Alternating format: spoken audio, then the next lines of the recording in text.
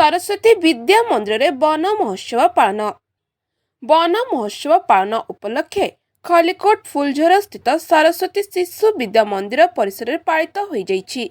एही उत्सव में श्रीयुक्त अमीय रंजन जेना एडीजी अतिरिक्त जिला दौरा जज खलिकोट, श्रीयुक्त सिद्धार्थ शंकर बेहेरा वनांचल अधिकारी नीलमणि सेठी, मुख्य किरानी दिलीप कुमार नायक, दिव्यशंकर बेहेरा सहकारी वन संरक्षक संतोष कुमार बेहेरा वनपाल, राजस्व बेहेरा वनरक्षी, शिशु विद्या मंदिर संपादक संतोष कुमार महापात्र, प्रधान आचार्य संतोष कुमार शतपथी, शिशु बाटिकार समस्त गुरुमा अब्दुल कलाम चैरिटेबल ट्रस्ट सभापति पूर्णचंद्र बेहेरा, संपादक श्रीयुक्त पंचानन सुर, वन विभाग समस्त कर्मचारी एवं स्थानीय कोर्टर समस्त पदाधिकारी उपस्थित होई बादाम, बौल कोली, अँला, सीताफल, करमंगा सह विभिन्न प्रकार औषधीय वृक्षरोपण करथिले।